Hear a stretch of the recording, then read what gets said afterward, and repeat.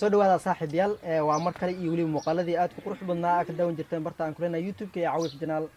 maalmihii ugu dambeeyay ka socdeen muuqaalo aad u qurux badan waxaan dhihi karnaa waxa qurxiyay ninka garabkayga taagan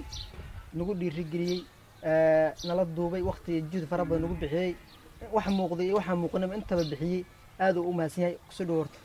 waa dhamaan sax macaan Cawif oo lagu soo dhaweynaa animi janaalkaado hore u joogi jiray asxaabtaadana waa salaamiya meel walba joogan dunidan daafaheeda ninka habeentii ninka imaan u taybo waxaan leeyahay ninkan horta wuxuu ku socdaa jidka uu ku gaar lahay wankay inaad garab istaagtaan waa nin niil rajale adduunkan inuu heer ka gaaro heer wuxuu ku gaari karaa adinka dad garab istaagtaan haddii aad garab istaag weyseen waxa waaye nin wuxuu noqonay dib u socdo marka mar walba waxaan leeyahay waa mahadsantiin aad u mahadsan tahay muuqaalkeena maanta wuxuu ku saabsan yahay dood yar doodasna waxaynu inay xiiso idin yeelo doontaa rajayna insha Allah bidin kariim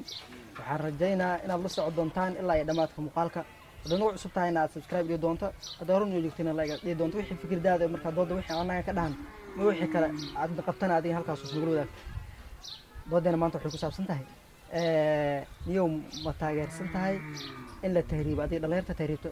ku taageersan tahay aniga ma taageersan ما تاجيسني عادي تهريب كوا كسور جدا كسور جدا ها محصل إنك كسور جد ما صوبي عوي فرتا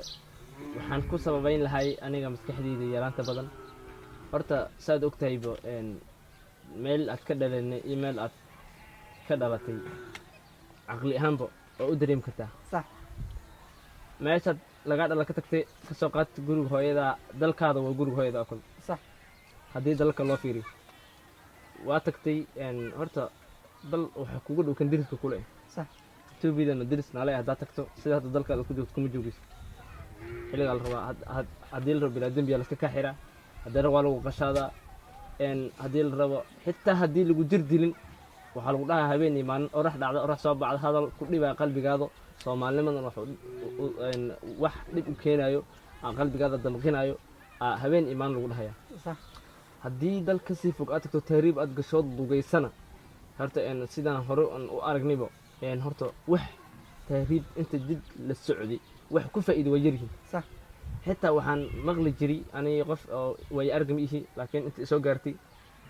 waxaan maqli jiray مثلا markii la tahriiba gabar iyo wiil waa la baxaa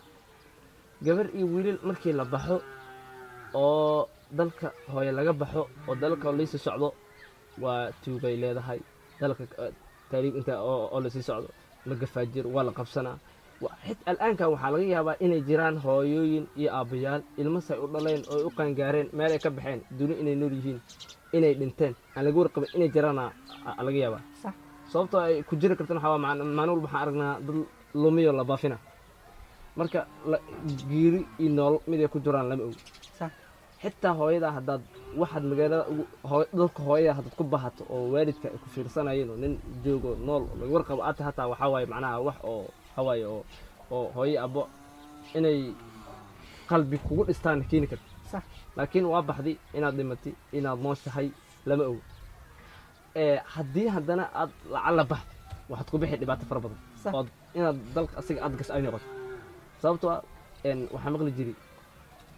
توجا أتكو توجا لقى عبسنا لعكتا لقى دع صوبته هذا أود مهج إن أضو مت اللي تكتير كده صح واحد أنت تقول يلا وحاول لقى يابو إني تهاي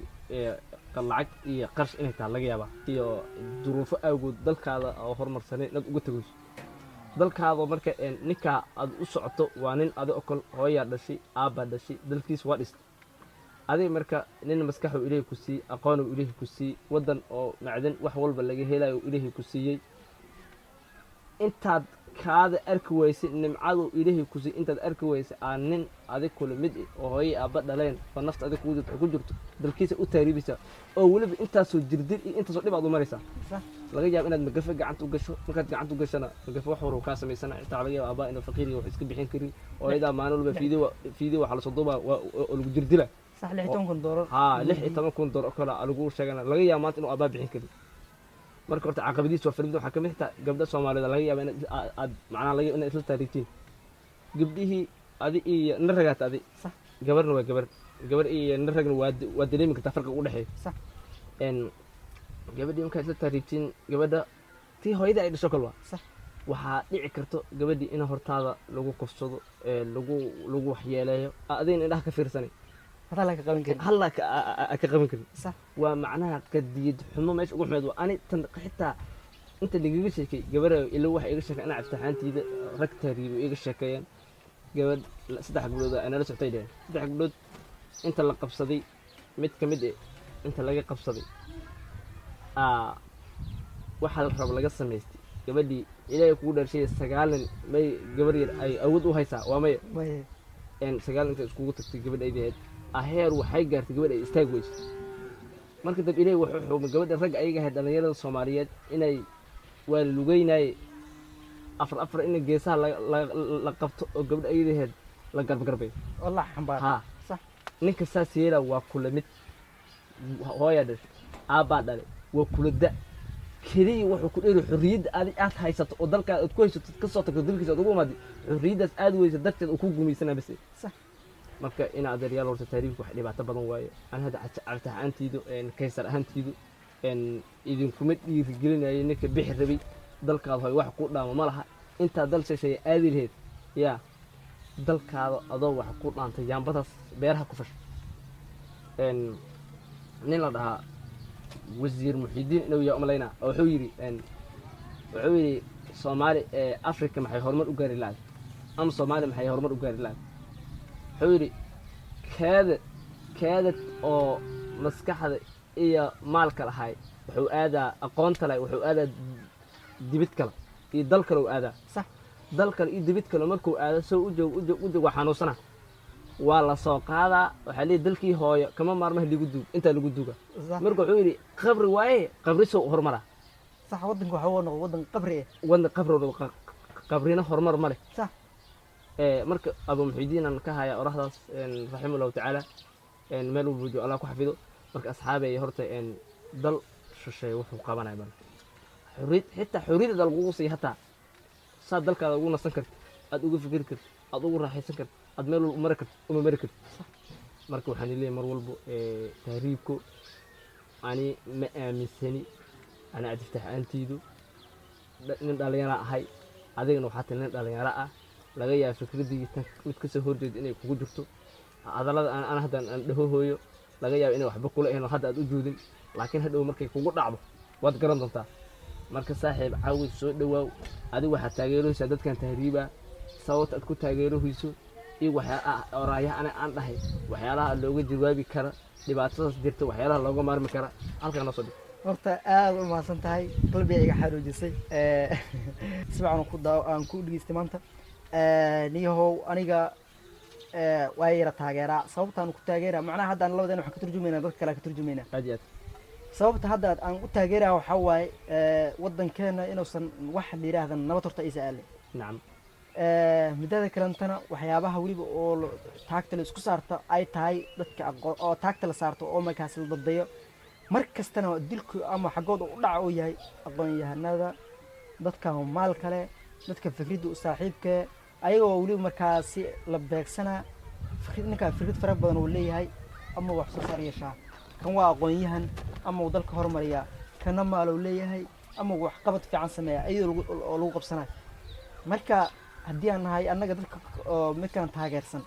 waxaan leenahay waxaas horta sababaa dhacday sababta dhacdayna waxaa waaye inay waddankeena amni lahayn amni la darradaasna waxaa sababtay mar kasta aniga waxaa waaye waa kasoo horjeedaaba horta